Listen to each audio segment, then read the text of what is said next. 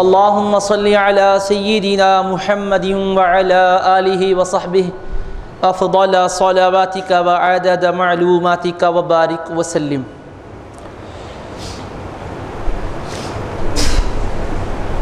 بزرگان محترم، معزز حاضرین و مکرم سامعین، اللہ تبارک و تعالیٰ نے اپنے کلام مجید میں ارشاد فرمایا وَأَتِمُّ الْحَجَّ وَالْعُمْرَةَ لِلَّهِ، اور تم اللہ کی رضا کے لیے حج اور عمرے کو مکمل طور پر ادا کرو۔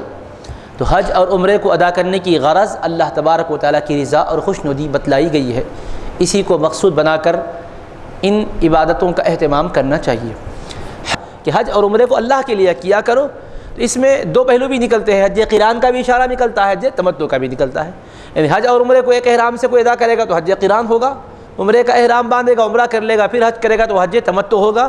چنانچہ آگے فرمایا فمن تمتع بالعمرۃ الی الحج فما استیسر من الہدی، کہ جو آدمی عمرہ کر کے پھر اس کے بعد حج کرنا چاہتا ہے، اس طرح سے عمرے کا فائدہ اٹھا کر حج کر لینا چاہتا ہے، تو اس کے لیے ضروری ہے کہ وہ قربانی بھی دے۔ تو حج قران میں قربانی ضروری ہے، حج تمتع میں قربانی ضروری ہے، اور حج افراد میں قربانی ضروری نہیں ہے بلکہ مستحب اور پسندیدہ ہے۔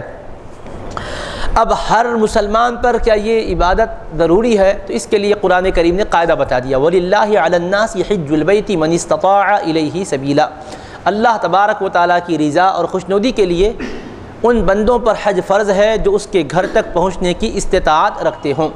تو صاحبان استطاعت پر حج فرض ہے، جیسا صاحبان نصاب پر زکوٰۃ فرض ہے، ایسے ہی صاحبان استطاعت پر حج فرض ہے۔ کون صاحبان استطاعت ہیں؟ تو رسول کریم صلی اللہ علیہ وسلم نے جب آپ سے عرض کیا ما یوجب الحج، یا رسول اللہ حج کو واجب کرنے والی کون سی شے ہے؟ تو فرمایا الزاد والراحلہ، ایک تو ہے سواری، دوسرا ہے زاد راہ، یعنی حج کے لیے یہاں سے جا کر واپس آنے تک تمام اخراجات کا انتظام رہنا چاہیے، سواری کا بندوبست ہونا چاہیے۔ ذاتی سواری سے تو کوئی جاتا نہیں ہے، نہیں کرایہ وغیرہ جو ہوتا ہے، وہاں کی رہائش کا جو کچھ بھی خرچہ ہوتا ہے، اور پورے سفر کا اور جا کے واپس آنے تک جو ہمارے متعلقین ہیں جن کا خرچہ ہمارے ذمہ لازم ہے، ان کے خرچے کا بندوبست کر سکتے ہیں۔ اتنی استطاعت اگر کسی کے پاس ہے تو پھر اس پر شرعی اعتبار سے حج فرض ہے۔ اس میں کوئی ٹال مٹول کرتا ہے تو بڑی شدید وعید بیان فرمائی گئی ہے۔ فرماتے ہیں حبیب پاک علیہ الصلاۃ والسلام من ملک زادا وراحلہ تبلغه الى بیت اللہ ولم یحج فلا علیہ ان یموت یہودیا او نصرانیا، کہ جو آدمی زاد سفر پر قادر ہے، یعنی توشہ سفر بھی اس کے پاس مہیا ہے اور سواری کا بندوبست ہے، اس معنی میں کہ وہ سواری کا جو خرچہ ہوتا ہے، جو اس کے اخراجات ہوتے ہیں، اس کا بھی اس کے پاس نظم ہے، اس کے باوجود وہ بیت اللہ شریف نہیں گیا، حج نہیں کیا ہے، تو ارشاد ہے کہ اللہ کو کوئی پرواہ نہیں ہے وہ یہودی ہو کر مرے یا عیسائی ہو کر مرے۔ اتنی شدید وعید ہے، یعنی وہ مسلمان نام کا مسلمان رہا، اب یہودی ہو کر مر جائے یا عیسائی ہو کر مر جائے، اللہ کو کوئی پرواہ نہیں ہے، کیونکہ اللہ پاک فرماتا ہے وَلِلَّهِ عَلَى النَّاسِ حِجُّ الْبَيْتِ مَنِ اسْتَطَاعَ إِلَيْهِ سَبِيلًا وَمَنْ كَفَرَ فَإِنَّ اللَّهَ غَنِيٌّ عَنِ الْعَالَمِينَ، اللہ کی رضا کے لیے بیت اللہ شریف کا حج کرنا ان لوگوں پر ہے جو استطاعت رکھتے ہوں، اور جو اس سے انکار کرتا ہے، اس سے انحراف کرتا ہے، تو جان لے کہ اللہ تمام جہانوں سے بے نیاز ہے، بے پرواہ ہے، اللہ کو کوئی کسی سے غرض ہے نہیں، کیونکہ اللہ اپنی غرض کے لیے تو حکم نہیں دیا، اللہ تو بے نیاز ہے، بندوں کی غرضیں ہیں، اللہ پاک تو ہر غرض سے پاک ہے، فرماتا اللہ بے نیاز ہے، اللہ کو کسی کی کوئی پرواہ نہیں ہے۔ تو اس حدیث پاک سے یہ بات واضح ہوتی ہے کہ حج کے فرض ہو جانے کے بعد ٹال مٹول نہیں کرنا چاہیے، تاخیر نہیں کرنی چاہیے، زندگی کا کوئی بھروسہ نہیں ہے، ہر آدمی اس کی طرف متوجہ ہو جائے۔ تو عزیزان محترم، اب چونکہ حج کی فرضیت اور اس کی تفصیلی گفتگو کرنا نہیں ہے، طریقۂ حج پر ہمیں بات کرنی ہے۔ حج کی جو قسمیں آپ سنے ہیں 3، ان میں سے اب تمتع والا حج چونکہ کثرت سے لوگ کرتے ہیں، تو ہوتا کیا ہے، میقات سے احرام باندھتے ہیں عمرے کا اور عمرہ ادا کر لیتے ہیں۔ اب یہاں سے جو حضرات روانہ ہو رہے ہیں، حج کمیٹی سے جانے والے حضرات، تو یہاں سے الحمدللہ سب سے پہلے مدینہ منورہ پہنچ رہے ہیں، اور اللہ پاک ان کو وہ خصوصی فضیلت سے نواز رہا ہے جس کے بارے میں رسول کریم علیہ الصلاۃ والسلام کی بشارت ہے من جاءنی زائرا لا تعملہ الا زیارتی کان حقا علی ان اکون له شفیعا وشہیدا یوم القیامہ۔ معجم طبرانی میں حدیث پاک ہے، ارشاد مبارک ہے، جو صرف میری زیارت کے لیے آئے، کوئی اور غرض نہ ہو، خالصتاً میری زیارت کے لیے آتا ہے، تو اس کی یہ میری بارگاہ میں حاضری اس کے حق میں بہت بڑا عظیم انعام بن جاتی ہے، اس کا مجھ پر یہ حق بن جاتا ہے کہ روز محشر میں اس کی شفاعت بھی کروں گا اور اس کے ایمان کی بارگاہ خداوندی میں گواہی بھی دوں گا۔ فرماتے ہیں کان حقا علی ان اکون لہ شفیعا و شہیدا، کہ مجھ پر اس امتی کا یہ حق بنتا ہے کہ میں شفاعت بھی فرماؤں گا اور اس کے مومن ہونے کی بارگاہ یزدی میں گواہی بھی دوں گا۔ اب حبیب پاک کی شہادت سے بڑھ کے کس کی شہادت ہو سکتی؟ کوئی حقیقت ہی نہیں ہے کسی کی گواہی ہوتی۔ جو حبیب اللہ کے ایک ہونے کی شہادت دیے وہ حبیب پاک علیہ السلام فرما رہے بروز محشر غلاموں تمہارے مسلمان ہونے کی میں گواہی دوں گا اللہ کی بارگاہ میں۔ کس کی؟ جو کہ خالصتاً حبیب کی نیت سے مدینہ منورہ کو جاتا ہے۔ اور آج ذہن یہ دیا جا رہا ہے کہ مسجد نبوی کی نیت کر لینا، ویسے ہی ضمناً سلام پیش کر لینا، خالص آقا کی بارگاہ کی حاضری کے ارادے سے نہیں جانا چاہیے۔ اب ان کی فکر ہے، یہ ان کی تربیت ہے، مگر حبیب پاک علیہ السلام کی بارگاہ سے جو تعلیم اور ہدایت مل رہی ہے وہ تو واضح ہے کہ ارشاد مبارک ہوتا ہے من جاءنی زائرا، جو میری بارگاہ میں آیا میری زیارت کے لیے، لا تعملہ الا زیارتی، کوئی شے نہیں اٹھا رہی ہے اس کو، سفر پر کوئی چیز اس کو آمادہ نہیں کر رہی، صرف میری زیارت ہے، کوئی اور غرض نہیں ہے۔ تو اب کیا ارشاد ہے؟ اس کا حق بن گیا مجھ پر کہ میں محشر میں اس کی شفاعت بھی کروں گا خصوصی شان سے، اور اس کے مومن ہونے کی گواہی بھی دوں گا۔ شفاعت کروں گا اور گواہی دوں گا، دونوں میں کیا تعلق ہے، کیا ربط ہے؟ مومن ہونے کی بروز محشر گواہی دیں گے اور شفاعت کس کی فرمائیں گے؟ جس کا خاتمہ کفر پر ہوا اس کی کریں گے۔ شفاعت کی ذمہ داری لے کر آقا اس کے مومن ایمان پر خاتمہ ہونے کی بھی ضمانت دے دیے۔ میری بارگاہ کا جو ظاہر ہے خالصتاً میرے لیے آ رہا ہے، دنیا سے بے ایمان نہیں جائے گا، ایمان کے ساتھ جائے گا، کیونکہ یہ شفاعت خاصہ اہل ایمان کے حق میں ہے۔ تو ایمان سے رخصت ہونے کی بھی ضمانت ہے، اور بروز محشر سارے اہل محشر کے سامنے مومن ہونے کی شہادت بھی دیں گے آقا۔ مومن ہونے کی بنیاد پر شفاعت بھی فرمائیں گے اور مومن ہے کہہ کر خصوصی شہادت بھی دیں گے۔ اتنا بڑا انعام و اکرام ہے۔ اسی لیے عاشق صادق نے کیا ہی خوب کہا ہے، حج کو جاتے ہیں لیکن مقصد کیا ہوتا؟ ان کے طفیل حج بھی خدا نے کرا دیے، ان کے طفیل حج بھی خدا نے کرا دیے۔ اصل مراد حاضری اس پاک در کی ہے، اصل مراد حاضری اس پاک در کی ہے۔ اور حضرت سیدنا خواجہ بندہ نواز گیسو دراز رحمۃ اللہ علیہ نے بڑی پیاری بات بیان فرمائی ہے۔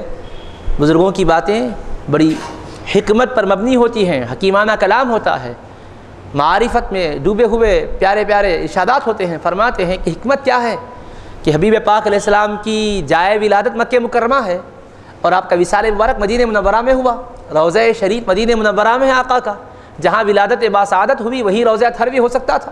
فتح مکہ کے بعد سرکار مکہ مکرمہ میں تشریف لے جاتے، وہیں قیام فرما ہوتے۔ 53 برس وہاں گزارے ہیں، یہاں تو 10 برس کا قیام رہا، اخیر زمانے میں وہیں تشریف لے جاتے، یا حجۃ الوداع کے بعد مکہ مکرمہ ہی میں رہ جاتے اور وہیں آپ کا وصال مبارک ہوتا، وہیں آپ کا روضہ پاک ہوتا۔ ایسا بھی ہو سکتا تھا، خدا چاہے تو ہو سکتا تھا، مگر ایسا اللہ نے چاہا بھی نہیں، ہوا بھی نہیں۔ کیوں؟ حکمت کیا ہے؟ تو فرماتے ہیں اگر روضہ مبارک وہاں ہوتا تو زیارت کے لیے الگ سفر کی ضرورت نہیں رہتی، حج اور عمرے کے ضمن میں زیارت ہو جاتی تھی۔ اللہ کو گوارا نہیں ہوا کہ میرے محبوب کی زیارت حج کے طفیل میں نہ ہو، عمرے کے طفیل میں نہ ہو، باضابطہ سفر کیا جائے اس کے لیے، اس لیے اپنے محبوب کے روضہ اطہر کو مدینہ منورہ میں رکھا، الگ شہر میں رکھا، فاصلے سے رکھا۔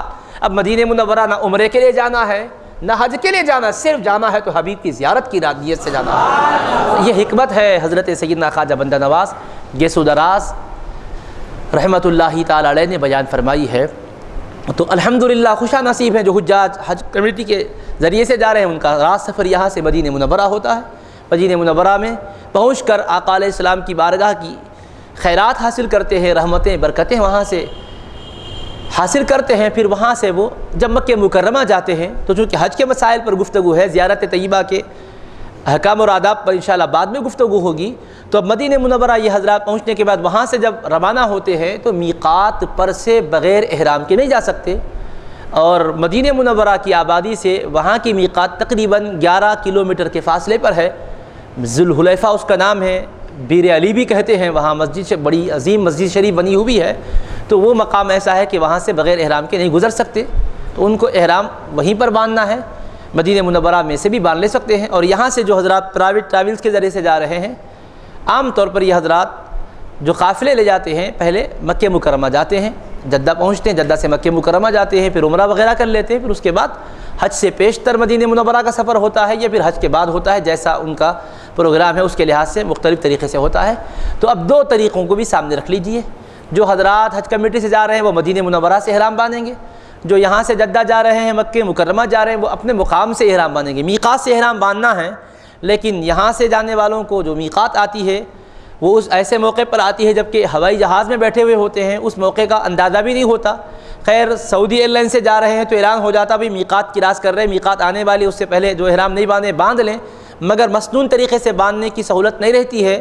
اس وجہ سے بہتر یہی ہے کہ ہر حال میں جو یہاں سے براہ راست مکہ مکرمہ جاتے ہیں جدہ سے ہوتے ہوئے، ان کو اپنے مقام پر سے ہی احرام باندھ لینا چاہیے۔ جب حج تمتع ہے تو کیا ہوتا ہے، یہاں عمرے کی نیت سے احرام باندھنا ہے۔ احرام باندھنے سے پہلے کیا کر لینا چاہیے، تھوڑا سا اپنا جائزہ لے لینا چاہیے کہ اللہ تعالیٰ کے جو حقوق ہے، بندوں کے جو حقوق ہے، ان کو ادا کرنے میں کہیں ہم سے کہیں کوتاہی تو نہیں ہوئی ہے۔ فرائض میں جو کوتاہی ہوئی ہے وہ فرائض کو ہم ادا کر لیں، جو قضا نمازیں ہیں قضا نمازیں ادا کر لیں، جو روزے رہ گئے ہیں کسی وجہ سے وہ ادا کر لیں، اگر کسی وقت زکوٰۃ ادا کرنے میں ہم سے کچھ بھول ہو گئی تھی، مقدار جو تھی وہ پوری ادا نہیں کر سکے تو وہ ادا کر دیں، اور بندوں کے کوئی حقوق ہم سے متعلق تھے، کسی کا قرضہ تھا تو قرضہ ادا کر دیں، کسی کی امانت ہے تو امانت واپس کر دیں، اسی طرح سے کسی سے کوئی وعدہ کیے ہے تو وعدہ پورا کر دیں، کوئی معاہدہ ہے تو معاہدے کو آپ جیسا ہے اس کے تقاضوں کو پورا کر دیں، اور اگر کسی کا کوئی مال لیے ہوئے تھے اور وہ آدمی دنیا سے چل بسا ہے تو اس کے ورثہ کو وہ مال پہنچا دیں، اور ورثہ کا پتہ ہی نہیں ہے کہاں ہے کیا ہے، تحقیق کے باوجود تفتیش کے باوجود کوئی جانکاری نہیں ہو سک رہی ہے، تو کیا کرنا چاہیے، تو اب ایسا کرنا کہ وہ پیسے تو ہم نہیں رکھ سکتے کیونکہ ہم مالک نہیں ہیں، کسی کے پیسے تھے، ہم پر واجب تھا کہ لوٹائیں، لیکن لوٹائیں کس کو وہ ہے ہی نہیں، پتہ ہی نہیں چل رہا، تو ایسے وقت میں کیا کرنا چاہیے، ان کی نیت سے صدقہ کر دینا چاہیے۔ رکھ کے نہیں جا سکتے، یہ چیزیں وہاں ہمارے لیے رکاوٹ بن جاتی ہے، تو وہ رقم کیا کرے، کسی غریب کو دے دیں، اس نیت سے کہ یہ جو جس کے تھے اللہ ان کو ثواب عطا فرما دے۔ بعد میں آنے کے بعد اگر وہ مل جائے یا ان کے ورثہ مل جائے تو پھر کیا ہوگا، یہ وہ جو صدقہ کرے تھے وہ اپنی طرف سے ہو جائے گا، پھر وہ رقم ان کو یا ان کے ورثہ کو ملنے پر لوٹا دینا پڑتا ہے۔ اور کسی کے پاس جو ذمہ داری تھی، کسی کے حقوق تھے ادا فی الوقت نہیں کر پا رہے ہیں تو وصیت لکھ دیں کہ فلاں کا اتنا قرضہ ہے، فلاں کی امانت میرے پاس ہے، اور اپنے متعلقین کو پابند کر دیں کہ بھئی کسی وجہ سے اگر ہم نہ آئیں، قضا آئے اور چلے جائیں تو یہ فلاں فلاں کے حقوق ہیں ان کو ادا کر دیا جائے۔ اس طرح سے یہ معاملات کرنا چاہیے۔ ہم لوگ ڈرتے ہیں، لیکن حقیقت میں کہ مسئلے کی روح سے یہ بات ہے کہ یہ کر لے کے جانا چاہیے انسان کو، کیونکہ حج کا سفر کیا ہے، انسان سلا ہوا لباس اتار دیتا ہے، بے سلی ہوئی چادروں کو پہن لیتا ہے، تو یہ سفر حج آخرت کے سفر کی یاد دلاتا ہے، اس کا مقدمہ بن جاتا ہے۔ ایک دن ایسا ہے کہ آج اپنے اختیار سے ہم کپڑے اتار رہے ہیں، اختیار سے چادریں پہن رہے ہیں، ایک وقت آئے گا ہماری روح جب نکل جائے گی تو کپڑے ہم نہیں نکالیں گے، غسال ہمارے کپڑوں کو نکالے گا، اور کفن کی چادریں ہم نہیں پہنیں گے، ہمیں پہنائی جائے گی۔ تو یہ سفر حج و عمرے کا آخرت کے سفر کو یاد دلاتا ہے، تو اسی لیے فقہاء کرام نے یہ باتیں بیان فرمائی ہیں۔ ان تمام ذمہ داریوں سے ہم عہدہ برآ ہو جائیں، سبکدوش ہو جائیں۔ کسی کو کچھ کہے تھے، کسی سے کوئی معاملات ایسے ہو گئے تھے کہ جس میں کوئی ناراضگی ہو گئی تھی تو معافی تلافی کر لینا چاہیے۔ اس کے بعد جب روانگی کا وقت آئے تو پھر اپنے مقام پر ہم غسل کر لیں، زائد بال نکالیں، صفائی کر لیں، ناخن ترشوا لیں، جسم کے جو زائد بال نکالنے ہیں ان کو نکال دیں، دور کر دیں، مکمل پاکیزہ ہو جائیں، اور غسل کرتے وقت یہ نیت کر لیں کہ اللہ اس بدن کو ظاہری تو میں دھو رہا ہوں، تو اپنے حبیب پاک کے صدقے میں میرے اندر کی جو باطنی گندگیاں ہیں اپنے کرم سے دور کر دے، دل کو پاک کر دے۔ دل کو تو ہم دھو نہیں سکتے، بدن کو دھو رہے ہیں، اللہ ہمارے اس دل کو تو دھو دے۔ ایسے احساسات کے ساتھ غسل کر لیں، اپنے سلے ہوئے کپڑے اتار کر بے سلی ہوئی دو چادریں پہن لیں، ایک کو بطور تہبند کے باندھ لیں، ایک کو اوپر سے اوڑھ لیں۔ تہبند کے طور پر جو چادر باندھی جاتی ہے وہ ایسے باندھیں کہ جو ناف کا جو سوراخ ہے وہ بالکل پردے میں ہو جائے، نظر نہ آئے، کیونکہ وہ ستر میں داخل ہے، اس کا دکھنا یہ ستر پوشی کے خلاف ہے۔ اور پھر اوپر سے چادر اوڑھ لیں۔ اس کے بعد اب جو لوگ یہاں سے جا رہے ہیں اپنے مقام پر، اپنے گھر پر، اپنی قیام گاہ پر اگر وہ نماز پڑھ کے نیت کر لیتے ہیں تو یہ اچھی چیز ہے، مگر آج کل کیا ہو رہا ہے، بھروسہ نہیں کر سکتے آپ۔ ایئرپورٹ پر جانے کے بعد کبھی ایسا ہو رہا ہے کہ دھوکہ ہو جا رہا ہے، ٹکٹ کنفرم ہے، سب کچھ ہے، لیکن پھر بھی کوئی پرابلم کی وجہ سے رکنا پڑ رہا ہے، اور ایک دو دن لیٹ ہو رہے ہیں، کبھی تو کیا ہے بالکل طور پہ سفر ہی تو اس سال نہیں ہو سک رہا ہے۔ تو ایسی صورت میں شریعت اجازت دیتی ہے کہ آپ صرف نماز پڑھ لیجیے گھر پر، نیت مت کیجیے۔ نیت کب کیجیے؟ جب ہوائی جہاز میں بیٹھ جائیں، ہوائی جہاز جب پرواز کر رہا ہے تو اس موقع پر نیت کر لیں، کیوں اس سے پہلے اگر کر لیں گے، خدا نہ خواستہ کچھ ایسا ہو جائے گا تو بڑا مسئلہ بن جاتا ہے۔ مسئلہ کیا بنتا ہے؟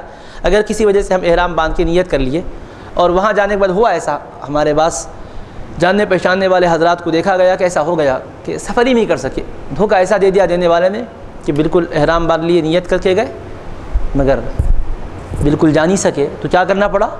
مکہ مکرمہ میں قربانی دلوانا پڑا، اس کے بعد احرام کھولنا ہے، اس کے بغیر احرام نہیں کھول سکتے۔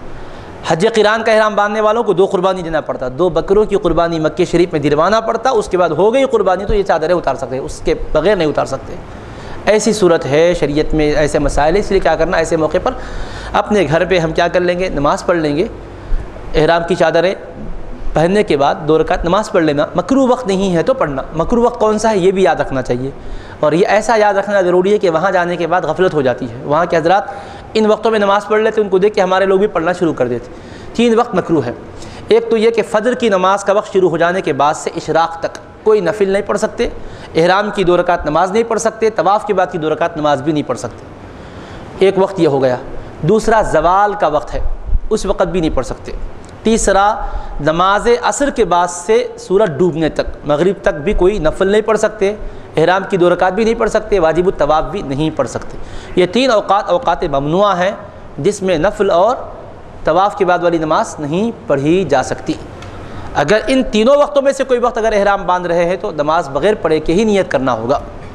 ان 3 اوقات کے ماں سوا ہے تو 2 رکعت نماز پڑھ لینا چاہیے۔ پہلی رکعت میں سورہ کافرون قل یا ایھا الکافرون، دوسری میں قل ھو اللہ احد سورہ اخلاص پڑھیں۔ اگر سورہ کافرون یاد کسی کو نہیں ہے تو کوئی حرج نہیں، کوئی بھی سورہ پڑھ لیں، دوسری میں سورہ اخلاص پڑھ لیں۔ اس کے بعد قبلہ روحی بیٹھے رہیں، اور چونکہ حالات کے پس منظر میں یہاں نیت نہیں کرنا ہے تو قبلہ رخ بیٹھے یہ دعا کر لیں، درود شریف پڑھ لیں، دعا کر لیں، مگر یہ نیت مت کریے کہ اللہ میں عمرے کا ارادہ کیا، اس کو تو آسان کر دے، قبول فرما لے۔ اس نیت کے ساتھ لبیک پڑھتے احرام میں آ جاتے آپ، کسی وجہ سے واپس ہو گئے تو پھر آپ کے لیے مسائل رہتے ہیں، اللہ نہ کرے کوئی واپس نہ آئے، لیکن مسئلے کو سامنے رکھتے ہوئے احتیاط کرنا اچھا رہتا تھا۔ تو اب کیا کرنا چاہیے، 2 رکعت نماز پڑھنے کی دعا وغیرہ کر لینا، درود شریف پڑھ لینا چاہیے، اور سر پر چادر رہے کوئی حرج نہیں ہے، آپ چادر کو ہٹا لیں، اس میں بھی کوئی حرج نہیں ہے، گنجائش ہے آپ کے لیے، کیونکہ ابھی احرام میں آپ داخل نہیں ہوئے، چادریں پہنے، نیت کرنے سے احرام میں داخل ہوتے ہیں۔ ایئرپورٹ جائیں گے، اپنے پورے کارروائیاں ہونے کے بعد جب جہاز میں بیٹھ جائے، روانہ ہونے کا وقت آ جائے، جہاز جب پرواز شروع کر رہا ہے تو یقینی صورتحال ہو چکی الحمدللہ، اس وقت درود شریف پڑھ لیں اور نیت کر لیں، اے اللہ میں نے عمرے کا ارادہ کر لیا ہے، تو اس کو میرے لیے آسان فرما دے اور قبول فرما دے۔ اور عربی میں الفاظ ادا کرنا کوئی ضروری نہیں ہے، عربی میں یاد نہیں ہے تو وہ کتاب لے کے ہم کو پڑھنے کی ضرورت نہیں، کیونکہ ہم بھئی اللہ تعالیٰ کی بارگاہ میں عرض کر رہے ہیں، اور اللہ تبارک و تعالیٰ ہر زبان کو جاننے والا ہے، اللہ پاک تو جانتا دل میں کیا ارادہ ہے، تو زبان سے ہم اپنے الفاظ اپنی زبان میں کہیں، کیونکہ اپنی زبان میں کہیں تو سمجھتے ہوئے کہتے نا، تو اس لیے کیفیت پیدا ہوتی۔ اب عربی الفاظ ادا کرے تو معنی ذہن میں نہیں رہا تو کیفیت بھی پیدا نہیں ہوتی۔ اے اللہ میں عمرے کی نیت کیا ہوں تو اس کو آسان فرما دے اور اپنے کرم سے قبول فرما دے۔ اس کے بعد لبیک پڑھیں، 3 مرتبہ لبیک پڑھیں، لبیک اللہم لبیک لبیک لا شریک لک لبیک ان الحمد والنعمت لک والملک لا شریک لک، یہ ایک ہے، ایسا 3 مرتبہ پڑھنا چاہیے۔ اور جب لبیک پڑھ لیتے ہیں تو پھر احرام میں ہم داخل ہو جاتے ہیں، اور لبیک کا مفہوم بڑا وسیع ہے، اور وہ ایسا مفہوم ہے کہ انسان کو بہت بڑی ذمہ داری کا احساس دلاتا ہے۔ اسی وجہ سے جو ہمارے بزرگ حضرات تھے، چاہے وہ حضرات صحابہ کرام ہوں، چاہے اہل بیت اطہار ہوں، ان کی زندگیوں کو ہم پڑھتے ہیں، ان کے اس موقع کے حالات کو دیکھتے ہیں تو عجیب کیفیت رہتی ہے، بے قرار دل سے پکارتے ہیں۔ حضرت امام زین العابدین رضی اللہ عنہ کے حالات میں آتا ہے کہ جس وقت آپ لبیک پڑھ رہے تھے، لبیک پڑھنے کا وقت آیا تھا، بس آپ بے ہوش ہو گئے، پھر اس کے بعد ہوش آیا، پھر لبیک کا وقت آیا، پھر تصور کے ساتھ بے ہوش ہو گئے، بار بار غشی طاری ہو رہی تھی۔ آپ سے پوچھا گیا سرکار آپ احرام باندھے مگر لبیک نہیں پڑھے، تو حضرت امام زین العابدین رضی اللہ عنہ کیا جواب دیے؟ فرمایا ڈر رہا ہوں کہ میں اگر لبیک پڑھوں تو جواب یہ نہ دے لا لبیک لک، تیرا لبیک قبول نہیں ہے، اس کا خوف ہے، اس خوف کے مارے میری حالت یہ ہو رہی ہے۔ جن کے رتبے ہیں سوا ان کو سوا مشکل ہے، کتنی شان ہے۔ ہم گناہ کر کے بھی شرمندہ نہیں، کیا تھے وہ لوگ کہ گناہ بھی نہ کیا اور پشیمان رہے۔ تو لبیک بہت بڑے معنی کو یاد دلاتا ہے، لبیک اللہم لبیک، اے مولا تیری بارگاہ میں حاضر ہوں، تیری بارگاہ میں حاضر ہوں، دل و جان سے حاضر ہوں۔ اور یہ کیفیت ہونی چاہیے۔ سرور کائنات علیہ الصلوۃ والسلام فرماتے ہیں جو لبیک کہتا ہے اور حلال مال سے حج کرتا ہے، پاکیزہ مال سے حج کرتا ہے، نیت اچھی ہوتی ہے تو جواب آتا ہے میرے بندے تیرا لبیک قبول ہے، تیرا حج حج مبرور ہے، تیری سعی سعی مشکور ہے، تیرا ذنب مغفور ہے، حج بھی قبول ہے، سعی بھی تیری قابل قدر ہے، اور تیرا گناہ بھی قابل عفو ہے، معاف ہے۔ اس کے برعکس بندہ اگر ناجائز مال سے، برے ارادے سے نکلتا ہے اور لبیک کہتا ہے تو جواب آتا ہے لا لبیک لک ولا سعدیک وحجک ھذا مردود علیک، نہ تیرا لبیک قبول ہے نہ سعدیک قبول ہے، تیرا حج تجھ پر رد ہے، چاہ ہمیں کوئی پرواہ ہی نہیں ہے، یہ جواب آتا ہے۔ یہ اللہ والوں کو تو یہ جواب نہیں آتا، ان کے صدقے میں دوسروں کا قبول ہوتا ہے، مگر وہ اپنے آپ کو اس درجے میں نہیں سمجھتے تھے، ڈرتے تھے، خوف کرتے تھے۔ تو یہ لبیک کا معنی جب سامنے رہے گا تو کیفیت ضرور پیدا ہوتی ہے۔ تو لبیک جب پڑھتے ہیں تو حبیب پاک علیہ الصلوۃ والسلام فرماتے ہیں کہ یہ لبیک کا ایک ایسا خاص فیضان ہے کہ ہم تنہا لبیک نہیں پڑھتے، بلکہ سرکار دو عالم علیہ الصلوۃ والسلام ارشاد فرماتے ہیں، جامع ترمذی شریف میں حدیث پاک ہے، ما من مسلم یلبی الا لبى من عن یمینہ وشمالہ من شجر او حجر او مدر حتى تنقطع الارض من ها هنا وها هنا۔ ارشاد فرماتے جو بندے مومن یا مومن عورت یا مرد جو بھی ہو، حج یا عمرہ کرنے والے جب لبیک پڑھتے ہیں تو ان کے دائیں اور بائیں آخری زمین کے کونے تک، ادھر اور ادھر جتنے سنگریزے ہیں، جتنے درخت ہیں، جتنے پتھر ہیں، جتنے ڈھیلے ہیں، سب کے سب لبیک پڑھنے لگ جاتے ہیں، آخری زمین کے کنارے تک کے سارے زمین پر پڑی ہوئی چیزیں لبیک کہتی ہے۔ اور سب کا لبیک کہنا اس کے حق میں شہادت ہوتا ہے، گواہی ہوتا ہے کہ یہ بندہ رب کی بارگاہ میں اپنے آپ کو پیش کر رہا ہے۔ آپ یہاں سوچئے کہ رسول کریم علیہ الصلوۃ والسلام لبیک کے موقع پر فرما رہے، جب ایک حاجی یا معتمر لبیک کہتا ہے تو اس کے سیدھے جانب اور بائیں جانب جتنے زمین کے آخری کونے تک پڑے ہوئے درخت پتھر ہوتے سب کے سب لبیک کہتے ہیں۔ تو آج کے سائنٹیفک دور میں آپ بتائیے، سائنس اتنی ترقی کر گئی، اگر سائنس کے آلات استعمال کرے سائنس اور یہ ٹیکنالوجی اپنے سارے وسائل استعمال کر لے اور زمین کے کنکروں کو کیا لبیک پڑھ رہے ہیں سننا چاہے تو سن سکتے ہیں، درخت کیا کہہ رہے ہیں سن سکتے ہیں، آخری کونے تک پڑے ہوئے ان سنگریزوں کی بولیوں کو سن سکتے نہ سمجھ سکتے۔ اور حبیب پاک کی سماعت کی قوت تو دیکھو کہ فرماتے ہیں کہ آخری کونے تک کے سارے سنگریزے لبیک پڑھتے ہیں، سن رہے ہیں، تبھی تو فرما رہے ہیں حبیب پاک علیہ الصلوۃ والسلام۔ تو اسی سے اہل سنت کا عقیدہ ثابت ہوتا ہے جو کہتے ہیں کہ ہم سلام پڑھتے ہیں تو آقا سنتے ہیں، دور و نزدیک کے سننے والے وہ کان لالے، کرامت پہ لاکھوں سلام، یہاں سے پڑھو تو بھی سنتے ہیں، وہاں جا کر پیش کرو تو بھی سنتے ہیں۔ یہ عقیدے جب وہاں آپ پہنچتے ہیں تو کہتے ہیں یہ تو ہندوستان کے عقیدے ہیں، یہ شرک مشرکوں کے عقیدے ہیں، غلط ہے، ایسا نہیں ہے۔ کہاں سنتے ہیں؟ فرشتے پہنچاتے ہیں، بے شک فرشتے بھی پہنچاتے ہیں، پر سنتے ہیں یہ بھی حق ہے۔ اگر کوئی اور دلیل نہ ملے تو لبیک کی فضیلت والی یہ حدیث شریف بھی کافی ہے آپ کو بتانے کے لیے کہ اللہ کے محبوب تو زمین کے آخری کونے تک پڑے ہوئے پتھروں کے لبیک کو سن رہے ہیں، سنگریزوں کے لبیک کو سن رہے ہیں۔ ارے غلاموں کے درود و سلام کو کیسے نہیں سماعت فرمائیں گے؟ ارے انسانوں کے بولنے کو تو انسان بھی تو سنتا ہے، لیکن کنکروں کے بولنے کو تو کوئی انسان نہیں سنتا۔ وہ حبیب پاک جب ان کی سنتے ہیں تو انسانوں کی کیوں کر نہیں سنیں گے؟ آقا تشریف تو لائے ہم غریبوں پر کرم فرمانے کے لیے، ہماری ہدایت کے لیے تشریف لائے ہیں، ہمارے لیے ہادی ہیں، رب کی بارگاہ کے داعی ہے، کس طرح سے سماعت نہیں فرمائیں گے؟ یہ ذہن میں رکھنا، دماغ میں محفوظ رکھنا یہ باتیں، اپنے چراغ ایمان کو ہمیشہ الحمدللہ روشن رکھنا۔ صرف اس کو مدینہ منورہ کی ہوا ہی چاہیے، کچھ اور نہیں، بس آقا کی بارگاہ کا فیض ہمارے عقیدوں کی حفاظت کے لیے کافی۔ سرکار دو عالم علیہ السلام کی حدیثیں ہمارے عقیدوں کی حقانیت کے لیے مضبوط الحمدللہ مستند دلائل ہے الحمدللہ۔ تو ایک ضمنی بات تھی میں نے عرض کی، تو اب جا رہے ہیں لبیک پڑھ رہے ہیں، تو جب لبیک پڑھ لیا آپ ایئرپورٹ پر ہوائی جہاز میں بیٹھ کر پڑھ لیے 3 مرتبہ، آپ اب اس وقت احرام میں آ گئے، احرام کی پابندیاں لازم ہو گئی، ناخن نہیں کتروا سکتے، بال نہیں کتروا سکتے، اور خوشبو نہیں لگا سکتے، خوشبو کی چیز استعمال نہیں کر سکتے، خوشبودار چاکلیٹ نہیں کھائیں گے، خوشبو کے آج کل چنگم وغیرہ بھی آ گئے ہیں، لوگ جو ہے وقت گزاری کے لیے استعمال کرنے کے عادی ہو گئے، یہ کوئی چیز نہیں، خالصتاً خوشبو والی کوئی چیز نہیں۔ ہاں البتہ بریانی ہے، کھانے ہے، اس میں کوئی خوشبو کی چیز ملا دی گئی ہے، پکی ہوئی ہے، تو اس کے کھانے میں کوئی مذائقہ نہیں، کوئی حرج نہیں ہے۔ اب باقی چیزیں حرم کے جانور کا شکار کرنا یہ بھی جائز نہیں، مگر اب اس وقت بولنے کی اس لیے ضرورت نہیں کہ آپ جانے کے بعد شکار آپ کے سامنے رہتا بھی نہیں، کرنے کا مسئلہ بھی نہیں آتا، حرم کی گھاس آپ نہیں کاٹ سکتے۔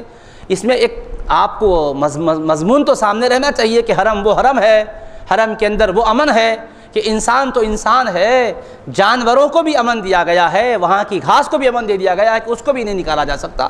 تو حرم پر پڑے ہوئے رہنے کی کتنی بڑی فضیلت ہے، آپ دیکھ لیے، جانور وہاں ہے تو امن میں ہے، خاص ہے تو امن میں ہے، نباتات ہے تو امن میں ہے، جمادات ہے تو امن میں ہے، تو انسان کو کتنا امن نہیں ملے گا۔ اسی لیے فرمایا ومن دخلہ کان آمنا، جو اس میں داخل ہو گیا وہ امن میں آ گیا، پناہ میں آ گیا۔ تو یہ جا رہے ہیں ہم، تو راستے میں ہم کو یاد آپ ملحوظ رکھنا ہے، اور ہوائی چپل پہنیں گے 2 پٹی والے، جوتے وغیرہ نہیں پہن سکتے جو پیر کی ابھری ہوئی ہڈی کو چھپا دینے والی کوئی چپل یا کوئی ایسا جوتا استعمال نہیں کر سکتے۔ عورتوں کے لیے ایسی کوئی پابندی نہیں ہے، وہ سلا ہوا لباس پہنیں گی۔ ان کا اتنا ہی مسئلہ ہے کہ چہرے پر کپڑا نہیں لگنا چاہیے۔ اس کا مطلب چہرہ غیروں کو دکھانا یہ مطلب نہیں ہے، اس میں بہت سے خواتین کو غلط فہمیاں ہو جا رہی ہے۔ یہ کیا ہے بھئی ہمارا احرام چہرہ سب کے سامنے کھلا رکھو بول رہے، ایسا نہیں بول رہے بھائی، یہ بتا رہے کہ کپڑا چہرے کو نہیں لگنا چاہیے۔ اب اس میں کیا منطقی پہلو ہے، اگر ہماری سمجھ میں نہیں آ رہا ہے تو ہماری سمجھ کا قصور ہے۔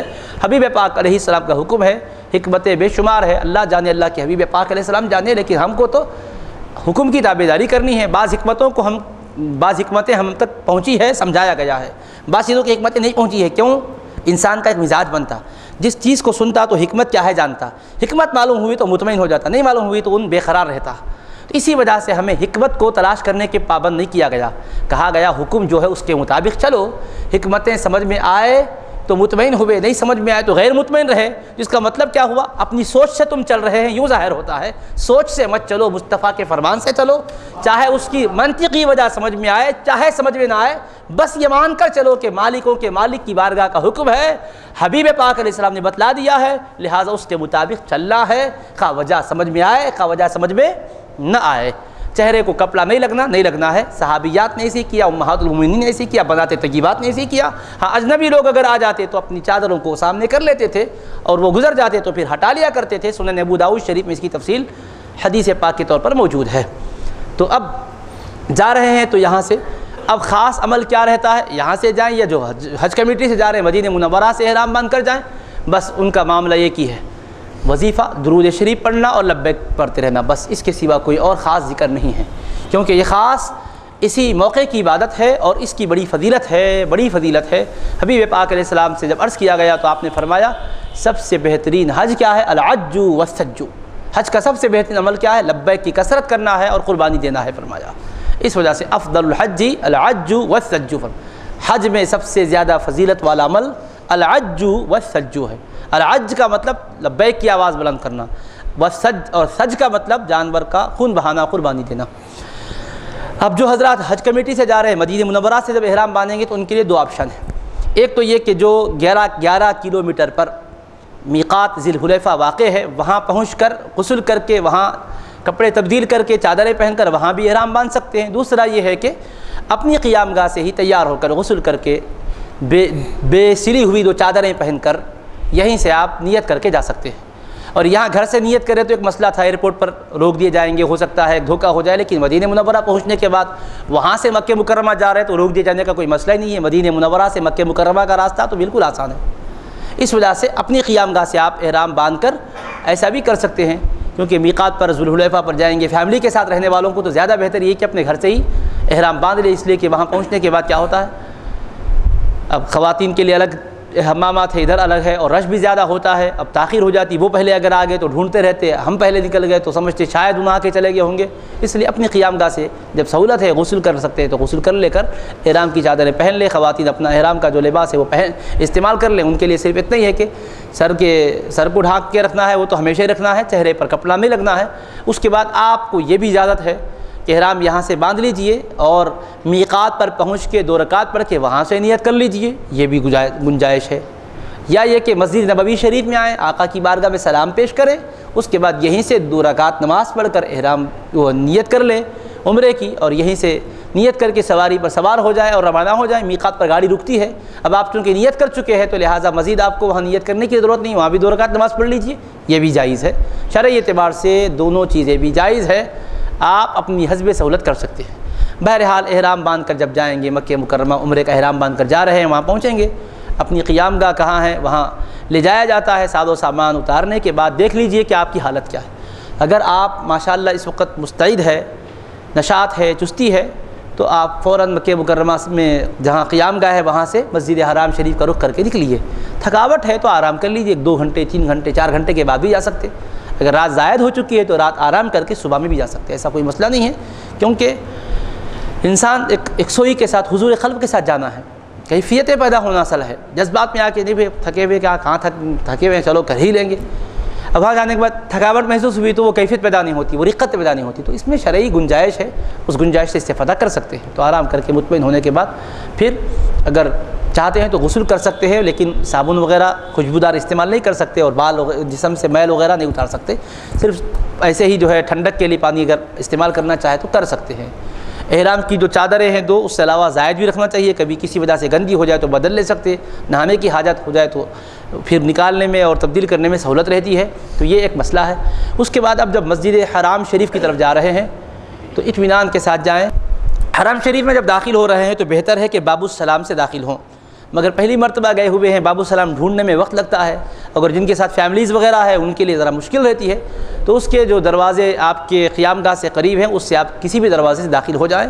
داخل ہوتے ہی نظر نہیں اٹھانا، نظر نیچی رکھے ہوئے داخل ہونا، بسم اللہ والصلاۃ والسلام علی رسول اللہ اللہم افتح لی ابواب رحمتک پڑھ کے داخل ہوں گے، اور داخل ہوتے ہوئے اندر جیسے ہی جائیں گے دائیں جانب یا بائیں جانب کو ہو جانا تھوڑا سا آگے بڑھ کے، اس کے بعد نظر اٹھا کر آپ دیکھیں گے تو بالکل کعبۃ اللہ شریف آپ کے سامنے رہتا ہے، اور یہ ایسا منظر ہوتا ہے کہ جس کعبۃ اللہ کی طرف سمت کی وجہ سے ہم ادھر تھوکے نہیں، پیر نہیں پھیلاتے، اتنا جب کرتے ہیں وہ عین کعبۃ اللہ آنکھوں کے سامنے ہوتا ہے تو کیا حال ہوتا ہے انسان کے دل کا، عجیب کیفیت ہوتی ہے انسان کی، جیسا کہ کسی شاعر نے کہا ہے کعبے پہ پڑی جب پہلی نظر کیا چیز ہے دنیا بھول گیا، تو عجیب حالت دل کی ہوتی ہے۔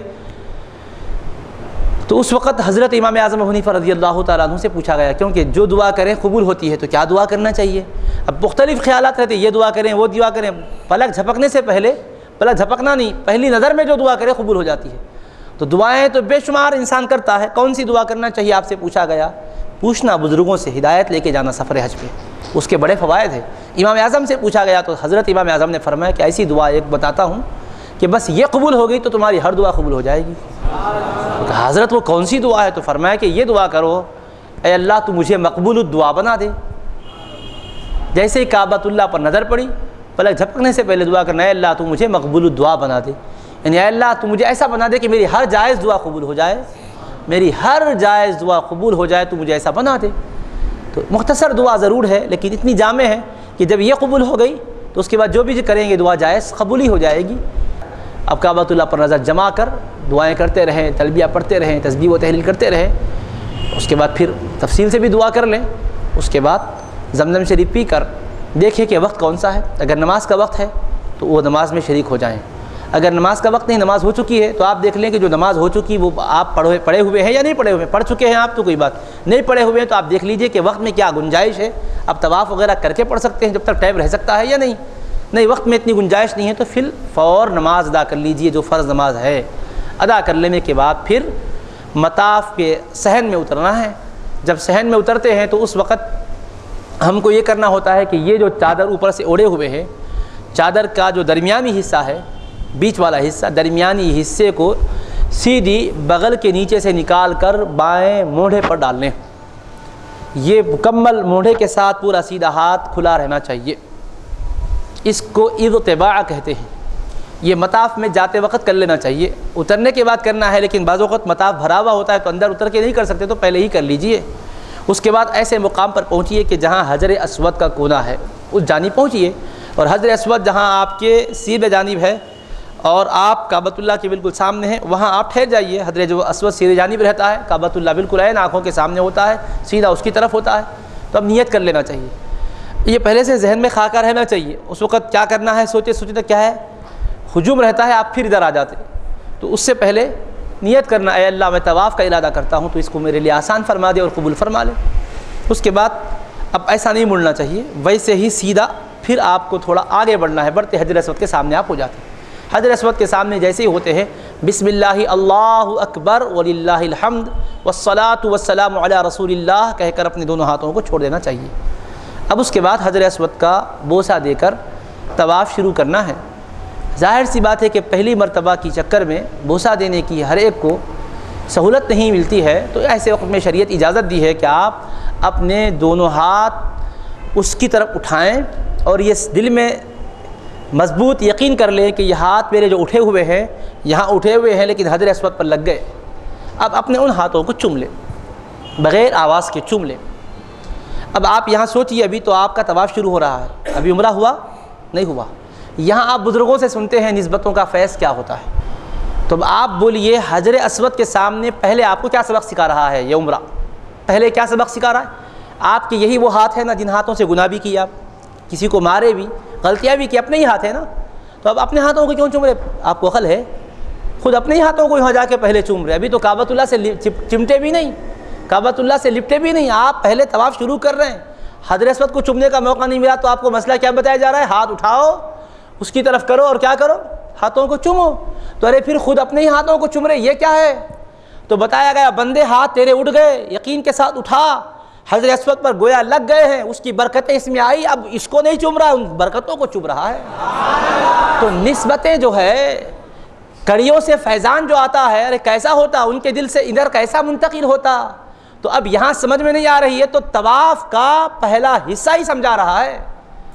آپ دیکھیے ہمارے عقیدوں کا وہاں الحمدللہ استحکام ہو رہا ہے، عقیدتوں کو پختگی نصیب ہو رہی ہے، اپنے ہاتھوں کو ہی چوم رہے، خود اپنے ہاتھوں کو چوم لے رہے ہیں، اپنے ہی ہاتھ ہے نا، مگر بتایا گیا اب تک ہاتھ تمہارے وہ ہاتھ ہے جس سے گناہ تم نے کیا، اب خدا کے اس گھر کی طرف اٹھے ہیں اور حجر اسود جنتی پتھر کی طرف رخ کیے ہوئے ہیں، تو اب ہاتھ نہیں رہے، ہاتھ کی قدر و قیمت بڑھ گئی، چومے جانے کے قابل بن گئے، کیونکہ ادھر تم نے ہاتھوں کو کیا ہے تو اس کا فیض اس میں آیا ہے، اس فیض کو حاصل کرو اور اپنی مرضی سے نہیں، ایسا چومو کہ آواز پیدا نہ ہو، اس کا ادب بھی بتایا گیا ہے، آہستگی کے ساتھ، بڑی متانت کے ساتھ چومو اپنے ہاتھوں۔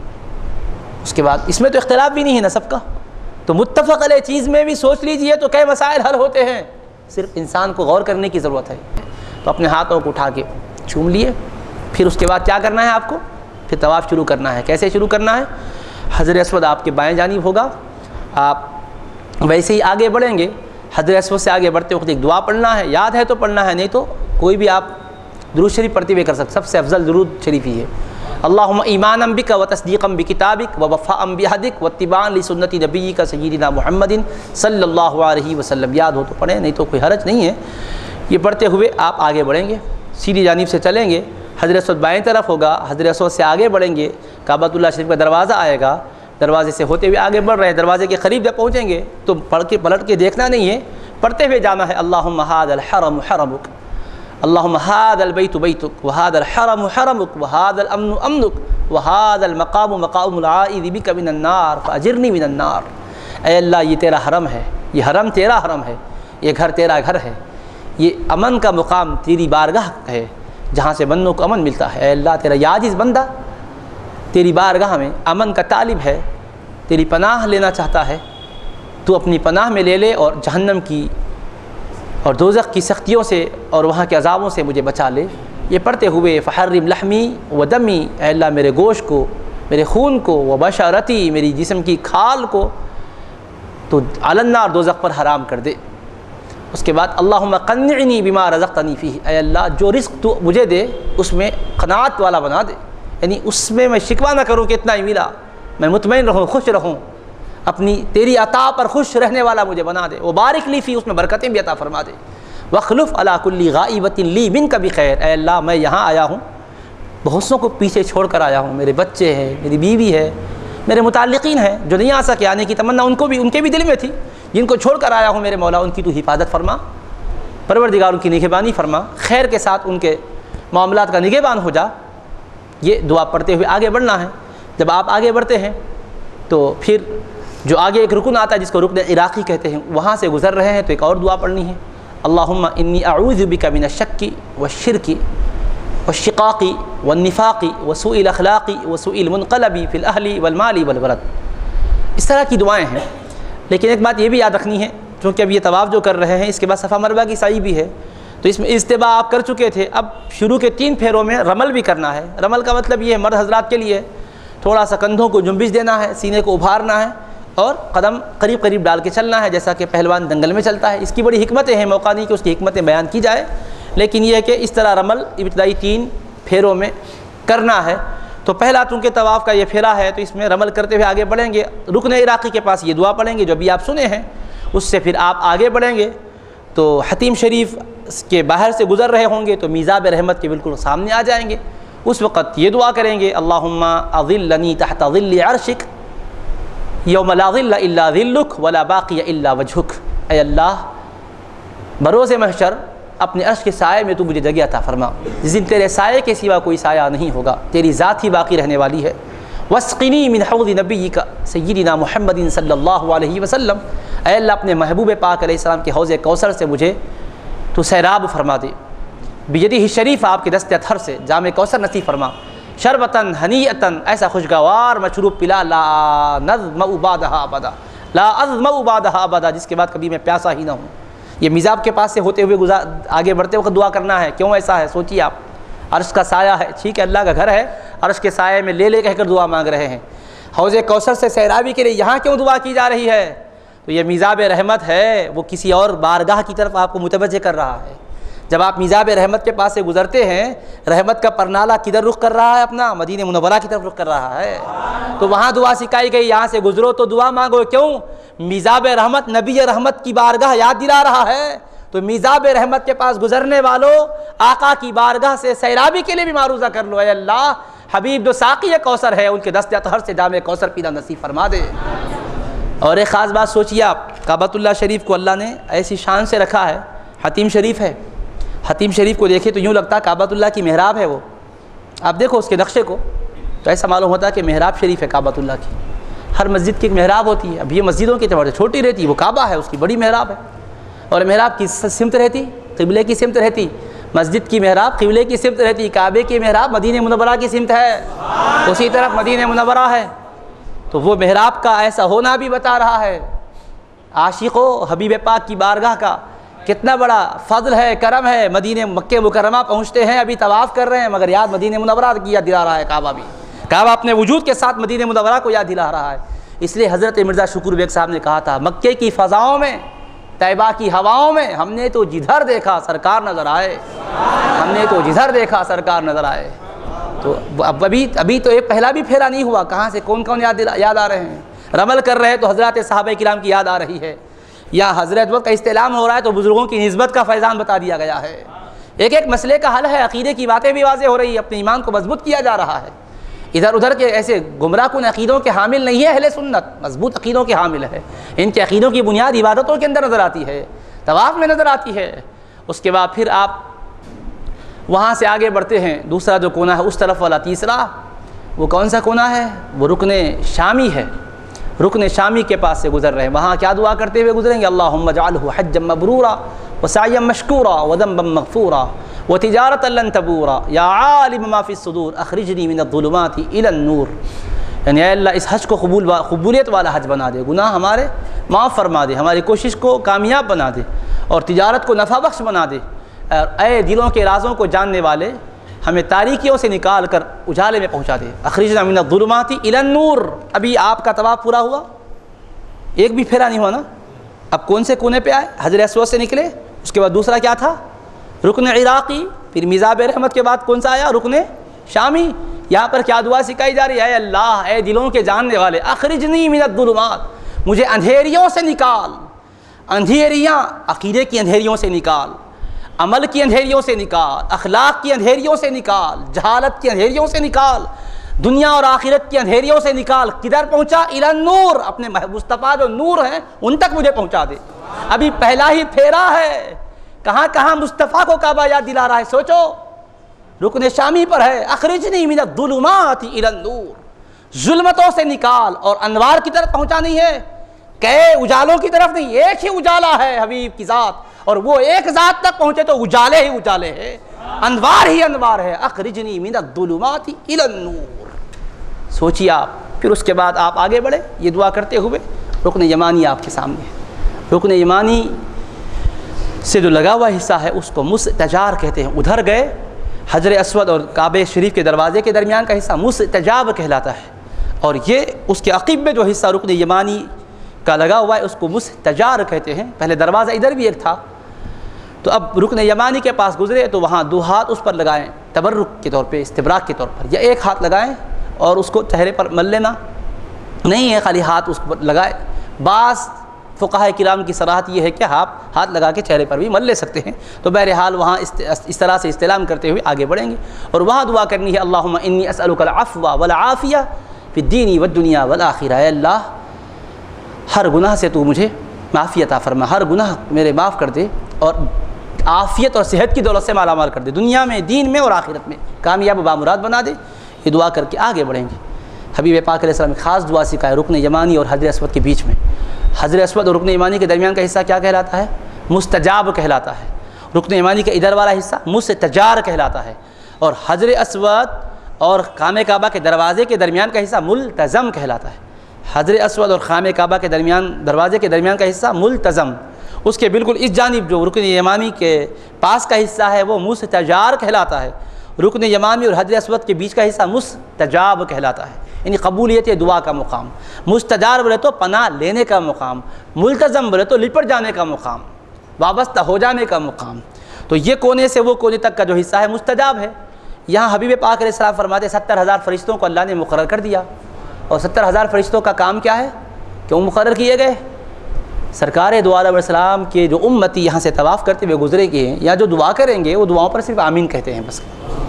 مصطفیٰ کے غلام کتنے کامیاب ہے، ادھر نور آقا کا لے لیے، اور آقا کی جامع کوثر دستے تھر سے سرفراز ہونے کے لیے معروضہ کر کے آگے بڑھتے ہیں، 70,000 فرشتے آمین آمین کہتے ہیں۔ تو صرف وہاں کی دعا کے لیے آمین نہیں ہے، وہاں سے یہاں تک کی دعاؤں کے لیے آمین ہے۔ کیوں؟ آخری حصے پہ آ رہے ہیں، تو جو کرتے آئے جاؤ، تمہاری دعائیں رد نہیں ہوں گی، 1 2 نہیں 70,000 بے گناہ مخلوق کہتی آمین، اے اللہ یہ امتی جو مانگ رہے ہیں ان کو عطا فرما دے مصطفیٰ کے، وہ آمین آمین کہتے رہتے ہیں 70,000 فرشتے۔ تو وہاں کیا دعا کرنے کی ہے؟ ایک دعا تو وہ مشہور ہے ربنا آتینا فی الدنیا حسنۃ وفی الآخرۃ حسنۃ وقنا عذاب النار، اس کے ساتھ وادخلنا الجنۃ مع الابرار یا عزیز یا غفار، یعنی نیک بندوں کے ساتھ تو ہمیں جنت میں پہنچا دے۔ تو یہاں پر کیا سکھایا جا رہا ہے؟ ابھی پہلا پھیرا مکمل ہو رہا ہے، استلام کرتے وقت نسبتیں سمجھ میں آ گئی کہ کتنی شان والی ہے۔ اب پھر حجر اسود کے قریب آ رہے تو کیا سکھا رہے؟ وادخلنا الجنۃ مع الابرار، یہاں اچھے لوگوں کی صحبت سے کیا ملتا ہے؟ کہنے والے بھی یہ دعا کریں گے اے اللہ نیک بندوں کے ساتھ ہمیں جنت میں پہنچا دے، جنت میں ہمیں تنہا نہ ڈال دے، تیرے نیک بندے ولی جو ہوں گے ان کے ساتھ ساتھ ہمیں بھی جنت میں لے لے۔ وادخلنا الجنۃ مع الابرار یا عزیز یا غفار، اے غلبے والے، اے بخشش کرنے والے۔ تو وہاں کی دعائیں ہیں، مسنون اور معصور دعائیں ہیں۔ اور حبیب پاک علیہ السلام نے ایک اور دعا بھی سکھائی ہے، اللہم انی اعوذ بک من الکفر والفاقۃ ومواقف الخزي فی الدنیا والآخرۃ، اے اللہ میں کفر سے تیری پناہ میں آتا ہوں، فقر و فاقے سے تیری پناہ میں آتا ہوں۔ یہ کیوں ہے؟ سرکار سکھائے سو دعاؤں میں ہے، یہ وہاں کیوں سکھا رہے ہیں یہ دعا؟ یہ کیوں وہ فرما رہے ہیں؟ اس لیے کہ انسان بدعقیدہ بنتا ہے تو بسا وقت غربت کی وجہ سے، معاشی کمزوری کی وجہ سے بنتا ہے۔ حبیب نے فرمایا میرے گناہگار امتیوں، غلاموں، بے سہارا نہیں ہو، اس بارگاہ میں تم دعا کرو، کیونکہ یہاں فرشتے آمین کہہ رہے ہیں، یہ دعا کرو کہ اللہ کفر سے بچا، بدعقیدگی سے بچا لے، اور بدعقیدگی کا سبب جو بنتی ہے غربت، اس غربت سے بھی بچا لے، اور وہ مواقف الخزي جس کے نتیجے میں دنیا میں بھی رسوائی کے مقامات سے گزریں گے، آخرت میں بھی رسوائی کے مقامات سے گزریں گے، تو اے اللہ تو اپنی پناہ میں لے لے، کس سے؟ ومواقف الخزي فی الدنیا والآخرہ، دنیا میں بھی ذلت اور رسوائی کے مقامات سے بچا لے، آخرت میں بھی ذلت اور رسوائی کی جگہوں سے بچا لے۔ یہ بھی حبیب پاک علیہ السلام نے دعا سکھائی ہے۔ پھر اس کے بعد حجر اسود پر آ گئے تو ایک پھیرا مکمل ہو گیا، پھر حجر اسود کا استلام کرنا ہے، پھر ہاتھ ادھر دو ہاتھوں کو اٹھا کر اپنے چہرے کے پاس ہونٹوں پر لبوں پر رکھ لینا ہے، پھر اس کے بعد آگے بڑھنا ہے۔ ایسا ہی دوسرا پھیرا ہوگا، تیسرا ہوگا، 3 پھیروں میں رمل ہے، بقیہ پھیروں میں رمل نہیں ہے، معمول کے مطابق کرنا ہے۔ طواف کا 7واں پھیرا مکمل ہوتا ہے تو جملہ 8 استلام ہوتے ہیں۔ ایک تو جب آپ شروع میں حجر اسود کو چومنے کے بجائے استلام کیے تھے وہ پہلا استلام تھا، پھر ہر پھیرے کے ختم پر ایک ایک، تو 7واں پھیرے کے ختم پر ایک ایک بول تو 7 ہو گئے، وہ ایک اور یہ 7 کتنے ہو گئے؟ 8 ہو گئے۔ اب اس کے بعد آپ کو مقام ابراہیم کی طرف بڑھنا ہے، اور یہ جو سیدھا کندھا کھلا رکھے ہوئے تھے اب اس کو برابر کرنا چاہیے، یعنی جو چادر کے درمیانی حصے کو آپ بغل، سیدھی بغل کے نیچے سے لے کر بائیں کاندھے پر ڈال لیے تھے اس کو ٹھیک کر لینا چاہیے۔ پھر اس کے بعد مقام ابراہیم کی بالکل پیچھے پہنچ کر یہ آیت شریفہ پڑھتے ہوئے جانا، واتخذوا من مقام ابراہیم مصلی، یہ سب کر کے وہاں پہنچے تو پھر وہ اپنے عقیدوں کی تو معراج ہوگی وہاں پر، کیونکہ وہ مقام ابراہیم کون سا پتھر ہے جہاں کھڑے ہو کر حضرت ابراہیم علیہ الصلوۃ والسلام خانہ کعبہ کی تعمیر بھی کر رہے تھے، حبیب پاک کی جلوہ گری کی دعا بھی فرما رہے تھے۔ تو حبیب پاک علیہ الصلوۃ والسلام کی نسبت بھی ہے اس کو، حضرت خلیل اللہ علیہ السلام کی نسبت بھی ہے، یعنی خلیل اللہ کے قدموں کو چوما ہوا ہے اور حبیب اللہ کی دعاؤں کو سنا ہوا ہے، حبیب اللہ کی نسبت سے دعائیں جو کی جا رہی تھی وہ سنا ہوا ہے، تو یہ خاص یادگار والا پتھر ہے، اس کی طرف پہنچتے ہیں۔ اب اللہ پاک طواف قبول کرتا ہے تو فرماتا ہے جاؤ وہاں دوگانہ شکرانے کے طور پہ پڑھ لو۔ کہاں پڑھ لیں؟ پورے حرم میں کہیں پڑھ سکتے، لیکن یہ خاص مقام ہے تاکہ پتہ چلے یہ قبولیت اسی نسبت سے ملتی ہے، اس کے بغیر نہیں ملتی۔ وَاتَّخِذُوا مِن مَّقَامِ إِبْرَاهِيمَ مُصَلًّى، ابراہیم علیہ السلام کے جو قدم مبارک کے نشان جہاں ہیں اس کو اپنا مصلی بنا لو، تو اس کے بالکل پیچھے، اگر مطاف پورا بھرا ہوا ہے طواف کرنے والوں سے، اس کے بالکل پیچھے جدھر بھی ہو، یا پورے حرم شریف میں کہیں بھی پڑھ لیں تو جائز ہے، تو 2 رکعت پڑھ لینا چاہیے، مگر اس کے لیے بھی کیا کرنا ہے؟ 3 اوقات میں نہیں پڑھ سکتے، صبح صادق سے لے کر فجر کا وقت شروع ہونے سے کب تک؟ اشراق تک، ایک ہو گیا۔ زوال کے وقت میں نہیں پڑھ سکتے، دوسرا، تیسرا عصر کی نماز کے بعد سے سورج ڈوبنے تک نہیں پڑھ سکتے، مغرب کے بعد ہی پڑھنا ہوگا۔ لیکن زوال کا وقت ذرا معلوم کرنے کا مسئلہ رہتا، یہ تو سمجھ میں آ جاتا، یہ کیسا؟ زوال بول کے لکھا ہوا نہیں رہتا گھڑیال پہ، وہاں پہ فجر کا وقت لکھا ہوا رہتا، ظہر کا رہتا، عصر کا رہتا، مغرب کا رہتا، حتیٰ کہ اشراق کا بھی لکھا ہوا ہوتا، عشاء کا 5 وقت کا رہتا، اشراق کا بھی 6 اوقات گھڑیوں پہ آتے رہتے، اس کو کیا کرنا معلوم؟ وہاں ہو یا یہاں بھی زوال کا ٹائم بول کے لکھا ہوا نہیں رہتا، ظہر کا وقت لکھا ہوا رہتا جنتریوں میں، کیلنڈروں میں، تو ایک قاعدہ یاد رکھ لینا، ہمارے فقہاء کرام کا بڑا احسان ہے، آج بہت آزادی سے بولتے لوگ، کیا ہے ہم خود سمجھ سکتے ہیں، بولو زوال کا وقت معلوم کر کے بتاؤ، بولو، سچی بھی بول رہا ہوں میں، پوچھنا ہے ایسے لوگوں سے، زوال کا وقت کب آتا ذرا بتاؤ، ورنہ نہیں بتا سکتے صاحب، محتاج ہیں ہم لوگ، فہم دین میں ان ائمہ کے محتاج ہیں، انہوں نے خدمات کی اور کوشش کی اور جستجو کی اور نکالا، اس کو معلوم کرنے کے لیے کیا کرنا معلوم؟ صبح صادق کا وقت کیا ہے دیکھنا، فجر کا وقت کب شروع ہو رہا ہے اس کو دیکھ لیجیے، مغرب کا وقت کب شروع ہو رہا ہے اس کو دیکھ لیجیے، وہ وقت سے لے کر مغرب تک کتنے گھنٹے بن رہے اس کو یاد رکھ لیجیے، نوٹ کر لیجیے، مثلا 13 گھنٹے ہو رہے ہیں مثال کے طور پہ، 12 گھنٹے ہو رہے ہیں، 12.5 گھنٹے، جتنے بھی ہو رہے ہیں، تو اس میں کیا کرنا ہے آپ کو؟ آدھا کر لینا ہے، مثلا 13 گھنٹے ہو رہے تو آپ کتنے بندہ کر لیں گے؟ 6.5 گھنٹے کر لیں گے، مثلا 4:30 کو شروع ہو رہا، سمجھو فجر کا وقت یہ ہو رہا ہے 6:30 کو مثال کے طور پہ، تو 4:30 سے کتنے ہو جاتے؟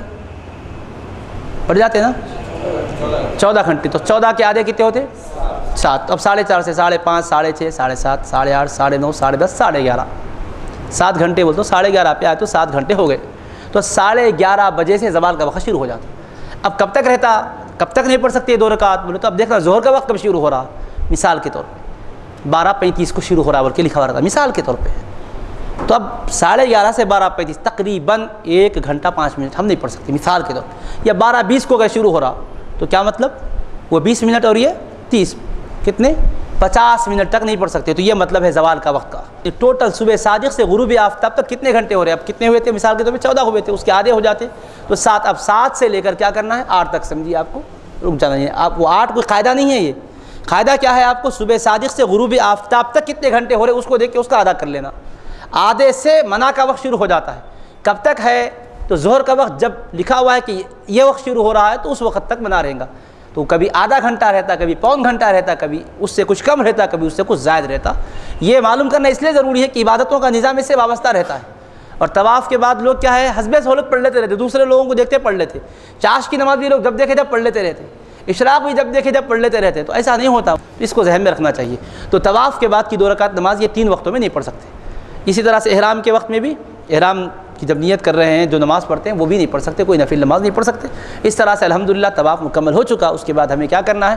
ملتزم سے چمٹ کر خوب دعائیں کرنی چاہیے، خوب گر گرا کے دعا کرنی چاہیے۔ ملتزم کیا ہے؟ کعبۃ اللہ کے دروازے شریف اور حجر اسود کے بیچ کا حصہ ہے، سینے کو رخسار کو لگا کے ہاتھوں کو اس پر پھیلا کر خوب گر گرا کے دعا کرنی چاہیے، اگر اس پر خوشبو وغیرہ ملی ہوئی ایسا اندازہ ہوتا ہے اور عام طور پہ رہتی بھی ہے تو ایسے وقت میں احرام میں نہیں کرنا، احرام میں اس کے سامنے کھڑے ہو کے خوب گر گرا کے دعا کر لینا، اس کے بعد پھر جو زمزم شریف کے لیے نل ہے وہاں پہنچ جانا چاہیے اور زمزم شریف لے کر کعبۃ اللہ کی طرف رخ کر کے پھر مسلسل پیتے جانا، دعا کرتے جانا۔ کیا دعا کرنا چاہیے؟ حبیب پاک علیہ الصلوۃ والسلام فرماتے ہیں ماء زمزم لما شرب لہ، جو مقصد کے لیے زمزم پئیں گے وہ برابر مقصد بر آتا ہے۔ اے اللہ یہاں پلا رہا ہے زمزم، محشر میں آقا کی دست کرم سے حوض جربت کوثر بھی پیلا، جام کوثر بھی پیلا لے، دعا کرنا وہاں کی تشنگی سے بچا لے، ہولناکیوں سے بچا لے، بے ایمان ہونے سے بچا، بدعقیدہ ہونے سے بچا، یہاں آنے کے بعد ادھر ادھر کی باتیں جو سنتے کہیں دل میں بیٹھ نہ جائے، ان کی بدعقیدیوں سے بچا لے، یہ بھی کرنا دعا ضرور ہے صاحب۔ سن کے کچھ تو بھی دماغ میں بیٹھ جاتا، ارے کیا بھائی اتنا موقع مل رہا ہے لوگوں کو، یہاں خدمت کا موقع مل رہا، ایسا سمجھتے لوگ، ہم یہاں خدمت کا موقع مل رہا بولے تو وہاں پر کعبۃ اللہ میں بدھ بھی تھے تو وہ حق کی دلیل بن جاتی کیا؟ اللہ کے گھر میں 360 بت تھے. کوئی ہندو بولیں گا آپ کو کلچر کہ کیا بتوں کے خلاف بولتے ہیں, اللہ کے گھر میں برے ہوتے تو اللہ کے کو رکھتا تھا بول کے بولے تو دلیل بنتی کیا؟ وہاں ہونے سے حق کی دلیل نہیں ہے, اللہ اس کے رسول کے فرمانے کے مطابق ہے تو وہ حق کی دلیل ہے, چاہے وہاں ہو یا کہیں اور ہو. یہ ذہن میں رکھ کے چلو. بعض لوگوں کو بڑی ہمدردی آ جاتی ہے, ارے کیا ہے جی غلط رہے تو کہیں کو رہتے تھے, اللہ تعالیٰ کہیں کو رکھتا تھا اپنے گھر کے پاس بولتے لوگ. ہاں تو گھر کے پاس نہیں, گھر کے اندر بھی تو رہنے دیا نا بتوں کو. ایک دن ایک برسوں رہے, کتنے 360 رہے. سرکار کے تشریف لانے کے بعد بھی تھے. آقا علیہ السلام تشریف لائے, اعلان نبوت 40 سال کے بعد کیے, پھر اس کے بعد 13 سال, وہ 53 سال رہے. مکہ فتح کب ہوا؟ 8 ہجری میں ہوا. وہ 53 اور 8 کتنے ہو گئے؟ 53 اور 8 کتنے ہوتے؟ 61 برس تک رہے. بے نیاز اللہ ہے, کیا پرواہ ہے اس کو؟ رہے نہ رہے مجھے کیا پرواہ ہے, میرے گھر کے اندر وہ اگر ہے تو مجھے پرواہ نہیں ہے. پھر کب اللہ نے نکلوایا؟ مصطفیٰ جب داخل ہوئے تو تب نکلوایا. میرے حبیب ہے پاک کرنے والے, تو حبیب پاک کی نسبت سے ہی گھر پاک ہوا اللہ کا. تو بتایا یہاں رہنے سے حقیقی دلیل نہیں بنتے. حبیب ہے کیا ان کے دل میں؟ یہ دیکھ لو. کعبۃ اللہ میں حبیب آئے تو بت نکل گئے, دل میں حبیب ہے تو ان کے دل سے کفر نکلے گا, گمراہی نکلے گی. اگر وہ نہیں ہے تو علم لے کے کیا کریں گے؟ ویسا علم تو ابو جہل کے پاس, ابو لہب کے پاس بہت زیادہ تھا. تو یہ ذہن میں رکھ کے چلو. یہاں سن لے رہے, ٹینٹوں میں آ کے تقریریں کرنے والے مل جاتے, خیموں میں مل جاتے, مسلسل بولتے رہتے. ہمارے لوگ کیا ایک آدھ مرتبہ بول کے جانے دو بھی اپنے عبادتوں میں مصروف رہ جائیں گے بولتے. وہ لوگوں کا کیا ہے, عبادت تو ہے ہی نہیں, بس گمراہ کرنے کے لیے آتے, تو لہٰذا بس بولتے رہتے, یہاں سے اٹھتے ادھر جاتے. سن کے لوگ کیا کرتے, کیا کرنا بھائی, ہوں گا بھائی اتنا درد سے بول رہا, کچھ تو بھی حق ہوں گا نا, چلو سن تو لو. بولتے کبھی بھی نہیں کرنا. عبادت کے لیے آ رہے ہیں, وہاں سننے کے لیے نہیں آ رہے. لبیک پڑھو, کعبۃ اللہ کو دیکھو, جتنا موقع ملا طواف کرتے رہو.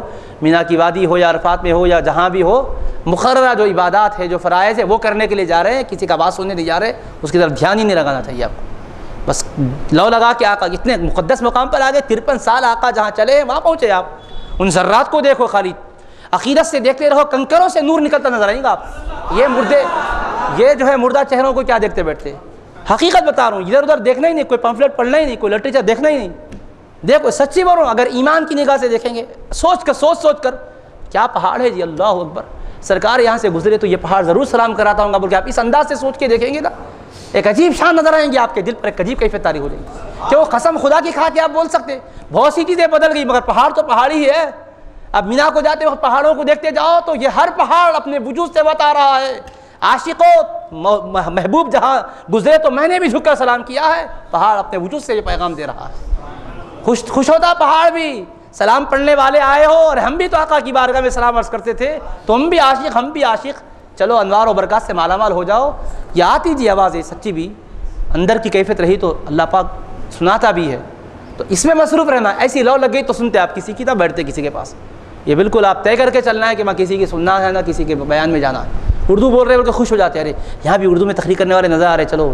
اب ان بولتا کہاں کہ میں انڈیا کا, ان بولتا میں ہندوستان, ان پاکستان کا. رہے اپنے علاقے کی, کیونکہ ایک دور مقام پر کوئی گیا اور اپنے علاقے کے میرے ذرا خوش ہو جاتا. ویسا نہیں ہونا. عجیب قسم کے درندے نظر آئیں گے آپ کو, تو وہ درندگی ہے. کیوں؟ ارے اچھا وہی ہے جی جو اللہ اس کے رسول کے قریب کرے. حرم کے پاس کھیل لے رہے تو منع نہیں کرتے, بے تکے باتیں کر رہے تو منع نہیں کرتے, کعبے کی طرف پیرا کر کے سو جاؤ تو منع نہیں کرتے. جیسا بھی رہو, کچھ بھی کر لو. اگر سرکار کی طرف رخ کر کے سلام پڑھ رہے تو آگے بولتا قبلہ ادھر ہے. ارے ان قبلے کی طرف پیرا کرا تو جب نہیں بول رہا میں قبلہ ادھر ہے, کہیں کو پیرا کر رہا بول کے, تو اندازہ کرو کہیں کا مسلمان, کہیں کی مسلمانی ہے. دل پہ ذرہ بھی چوٹ نہیں آ رہی, چہرے کا رنگ نہیں بدل رہا, ماتھے پہ شکن بھی نہیں آ رہا. آنکھوں سے آپ دیکھیں گے یہ مناظر تو ایسوں سے کیا ہمدردی کرتے, کیا سنتے ان سے دین کی بات. کوسی بھی زبان میں بولنے والوں, یہ سمجھ کے چلنا میں کیوں عرض کر رہا ہوں, میں دیکھ رہا ہوں بڑی بے دردی سے ایمان برباد ہو رہا لوگوں کا. اچھا جا رہے لوگ, دیکھ کیا رہے ہو بھائی, کچھ ہے؟ بالکل نہیں. اگر آپ جو ہے یہ چیزیں اگر وہاں سے متاثر ہو کے آئیں گے تو کہیں کے بھی نہیں رہتے. چہرہ بدل جاتا, لوگ سمجھتے چہرہ بھی کیا صابنوں سے دھوئے تو یا میک اپ کرے تو چمک آتی, کیا کچھ بھی ہو. ایمان اگر رہا تو ایک الگ ہی کالا بھی رہا تو اس کے اندر سے چمک اور شعائیں آتے رہتے. یہ کوئی چیز نہیں ہے, کبھی بھی آج ذہن میں رکھے چلو آپ. تو یہ ہو گیا آپ کا عمرہ. پھر اس کے بعد زمزم شریف کے پاس یہ دعا کرنا, بدعقیدگی سے بچا, یہ ان کی باتوں سے متاثر ہونے سے اللہ بچا لے بول کے بھی دعا ضرور کرنا جی. اس کے بعد پھر کیا کرنا, آپ طواف کرنا. ہو گیا طواف, ہو گیا. صحیح کرنے کے لیے جانا ہے. صحیح کرنے کے لیے جانے سے پہلے آپ دیکھیے, اب طبیعت اگر آپ کی تھکی ہوئی ہے تو کچھ دیر بیٹھ جائیے. اگر طہارت کا تقاضا ہو رہا تو جا کے قضاء حاجت سے فارغ ہو جائیے. اگر نہیں مستعد ہے پھر آپ شروع کر دیجیے. یا نماز کا وقت قریب ہے تو چلو بھی نماز پڑھ لے کے کریں، بیٹھ کے نماز پڑھ لے کے، کوئی فرق نہیں پڑتا۔ بہرحال جب بھی صحیح کرنے کے لیے جا رہے ہیں تو یہ کریے کہ پھر ایک مرتبہ حجر اسود کے سامنے آ جائیے، پھر استعلام کریے، یہ نواں استعلام ہے۔ اس کے بعد صفا مروہ کی صحیح کے لیے آگے بڑھنا ہے۔ صفا پہاڑ پر جب پہنچیں گے تو اس کے پاس سے ادھر مڑ کے جب دیکھیں گے تو کعبۃ اللہ شریف نظر آتا، تو اس میں بہت سے مطلب مختلف جگہوں پہ ٹھہرتے آپ، ایک بعض جگہ ایسی ہے کہ جہاں سے ٹھہرے تو کعبۃ اللہ نظر آتے رہتے، تو کعبۃ اللہ شریف کی طرف رخ کریں گے، کعبۃ اللہ آنکھوں کے سامنے ہوگا، تو ہاتھ اٹھا کے دعائیں کر لیں گے، نیت کر لینا، اے اللہ میں صحیح کا ارادہ کیا، اس کو تو میرے لیے آسان کر دے اور قبول فرما لے۔ پھر اس کے ساتھ ساتھ دعا کر لینا، اے اللہ ہم سے جو بھی خطائیں ہو رہی معاف کر دے، حبیب پاک کی محبت اور عشق عطا فرما دے، جیسا بھی جو بھی ہماری مرادیں ہیں اس کے لیے اللہ سے معروضے کر لینا، اور تیسرا کلمہ چوتھا کلمہ پڑھ لینا۔ اگر بہت زیادہ لوگ ہیں وہاں پہ ٹھہرنے کو اتنا موقع نہیں ملا تو مختصر دعا کر لے کہ پھر وہاں سے آگے بڑھنا صفا سے مروہ کی طرف۔ صفا سے مروہ کی طرف جاتے وقت بیچ میں دو سبز لائٹیں آتی ہیں، اس کے درمیان تھوڑا سا مرد حضرات کو تیز تیز چلنا پڑتا، اس دوران ایک دعا پڑھنے کا ہے، رب اغفر ورحم واعف وتکرم وتجاوز عما تعلم انک تعلم ما لا نعلم انک انت العز الاکرم۔ اے پروردگار تو بخشش فرما دے، اپنی رحمت خاصہ سے سرفراز فرما دے، معاف کر دے اور درگزر فرما دے، کرم فرما دے، ہماری جو خطائیں ہم نہیں جانتے تو جانتا ہے، دانستہ نادانستہ جو بھی ہم سے خطائیں ہوئی ان کو معاف فرما دے۔ اے اللہ بے شک تو عزت والا، غلبے والا ہے، کرم والا، مہربانی والا ہے۔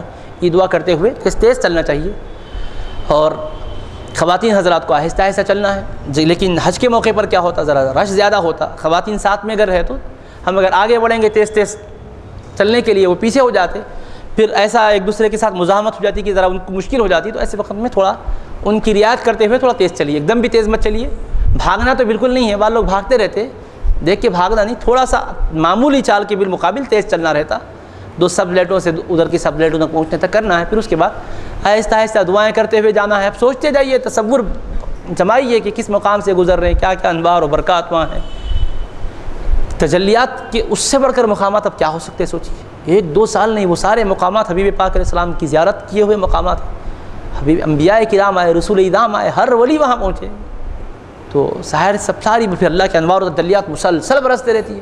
اللہ نے اس کو کعبہ اور قبلہ بنایا ہے، وہاں کے انوار و برکات، اس کیفیت میں ڈوب کر آگے بڑھتے رہنا ہے۔ مروہ پر جب چڑھیں گے آپ تو اس سے پھر کعبۃ اللہ کی طرف آپ رخ کریں گے تو وہاں سے کعبۃ اللہ نظر تو نہیں آتا، اس کی سمت رہتی، اسی کی طرف رخ کر کے پھر دعائیں کر لینا ہے۔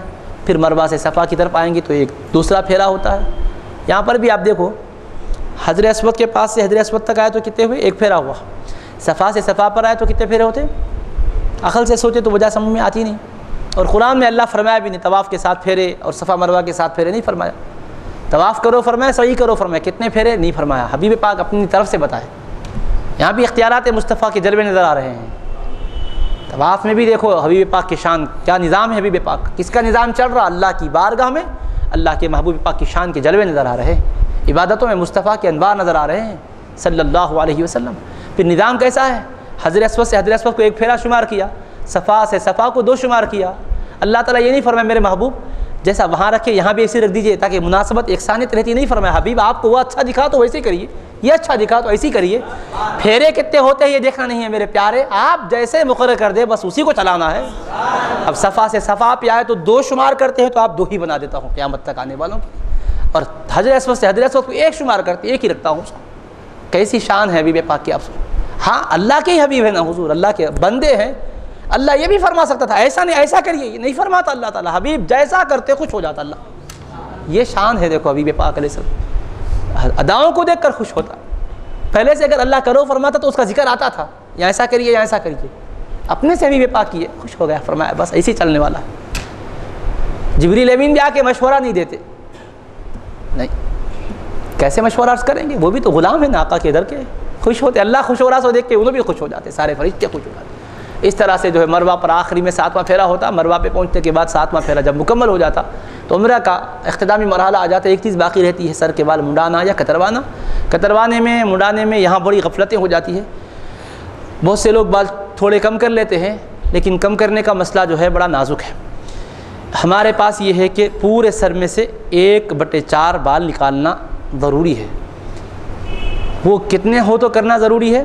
یہ مسئلہ جب لوگ سنتے ہیں تو تقریباً لوگ کیا کرتے، جا کے حجامت کرا لیتے، ذرا کم کر لو بولتے ہیں، اور وہ لوگ حلق کرنے والے بولتے ہاں ہو گئے بھی اتنی مقدار میں بولتے انہوں بولے مفتی صاحب تو نہیں ہوتے انہوں بولے تو ہاں بولنے کیسے اپن سمجھنا چاہیے مسئلے کتنا ہے بولے تو یہ جو ہماری جو انگلی ہے یہ جو ہوتی گرہ یہ لکیر یہ ایک پور کہلاتی ہے یہ 2 پور اگر ایک پور سے بال اگر زائد ہیں چاہے یہاں تک ہو یا یہاں تک ہو یہاں تک یہ ایک پور جو ہے اس سے اگر اس ایک کٹ سے زائد ہے تو آپ کم کرا سکتے اگر اتنے ہی بال اگر ہیں تو کم نہیں کرائیں گے پورے مڑانا ضروری ہے بعض لوگوں کو میں دیکھتا ہوں وہاں پر ارے کیا ہوا ابھی نہیں میں چھوٹے کرا لے کے آ گیا نہیں ہوتا بھائی مڑا لینا پڑتا بولتا ایسا کیا بولتے چلو جا کے کیوں میں دیکھا ہاتھ لگا کے دیکھا آپ کے بال پہلے چیک کر لیتا ہوں بولے اتنے اس کے اندر ہی ہے نہیں مول صاحب پھر میرے کو عمرہ بھی کر پھر اور ایک عمرہ کرنا ہے تو کرو اور ایک عمرہ کون منع کر رہا ہے لیکن جو حکم ہے تو بال اتنے اگر ہوں تو مڑانا ضروری ہے پورے نکلوانا پڑتا اگر اور عمرہ کرنا چاہتے ہیں اب بال نہیں ہے تو کیا کرنا چاہیے تو پھر اس طرح پھیرنا پڑتا اس کے اوپر حج کے موقع پر بال نہیں ہے تو بھی اس طرح پھیرنا پڑتا جتنے عمرے کرنا ہے کرو لیکن ہر وقت حلق اگر کرنے کے لیے کچھ بھی بال نہیں ہے تو اس طرح پھیرنا پڑے گا مگر پھیرنا ضرور پڑے گا نہیں پھیریں گے تو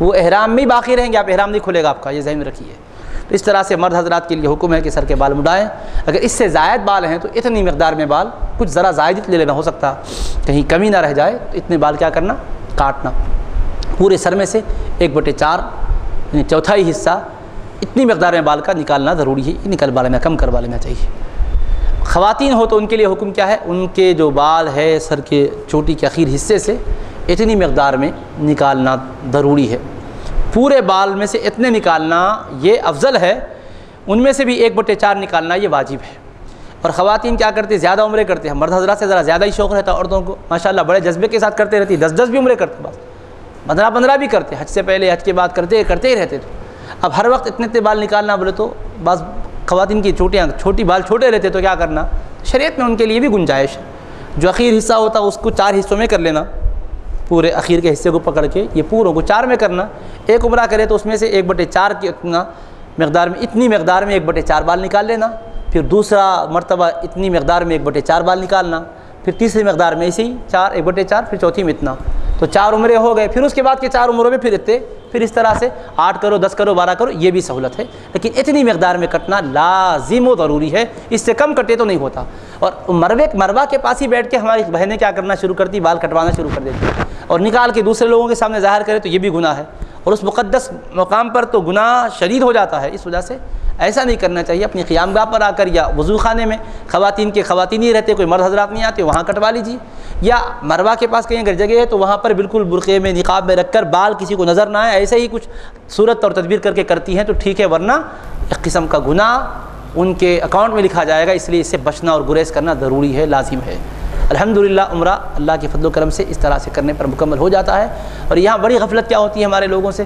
مروہ کے بعد تھک جاتے ذرا اب عمرہ کرنے پہلے کیا تھا وہیں قریب میں حجام خانے تھے حجامت کے مقامات تھے حلق کروانے کے اب ذرا دور چلے گئے ادھر یا پھر ادھر باب عبدالعزیز سے آ کے پھر ادھر دور نکلنا پڑتا اب جب تک کیا ہے چلو بھائی قیام گاہ چلے جائیں گے تھکے بھی ہیں نا بعد میں کر لیں گے بول کے چلے جاتے شیطان دیکھ لیا تو رہتا اتنا اچھا پاکیزہ ہو گیا گناہ معاف ہو گئے اب ان کیا بولتا اچھا سو جاؤ کیا اور سلاتا صبح میں بھلا دیتا بالا مڑانے کا خیال نہیں تھا فریش ہو دیں گے بول کے چل جا کے کیا تھوڑا نہا لیں گے نا کیا ہوتا بول کے نہاتے کپڑے بدل لیتے ہوگا ایسے ہوئے قصے کتنے کے ہو رہے ہر سال سننے میں آ رہے حج میں گئے تو بھی سنتے عمرے میں گئے تو بھی سنتے فون بھی آتے رہتے ایسے سوالات سیٹ پر بھی آتے رہتے ارے ایسا ہو گیا مول صاحب کیا کرنا بھول گئے تھے نہا لیے وہ بھی صابن سے نہا لیے احرام جب تک بال نہیں کٹے احرام کھلتا ہی نہیں صابن سے پورے بدن پر اگر آپ صابن مل لیے تو پورا ایک بکرے کی قربانی دینا پڑتا بڑے مسائل ہے اس کے اندر اور پھر سلا ہوا کپڑا پہن کر ایک دن گزارے تھے اور ایک بکرے کی قربانی لازم آتی اب آپ سوچئے کتنے کی بکروں کی قربانی لازم آ جا رہی غلطیاں کر لے رہے لوگ اس مسئلے میں کبھی بھی یاد رکھو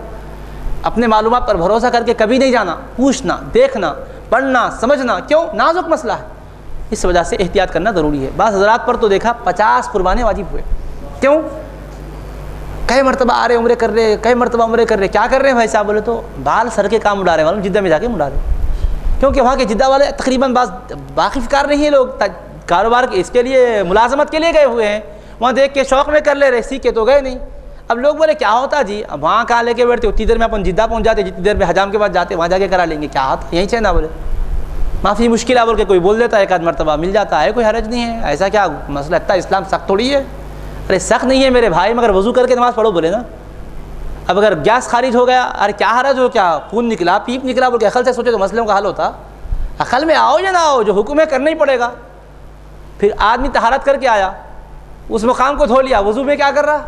تو کیا ہاتھ سے کچھ کرا، پیر سے کچھ کرا؟ ہاتھ پیر کو کیوں دھو رہا؟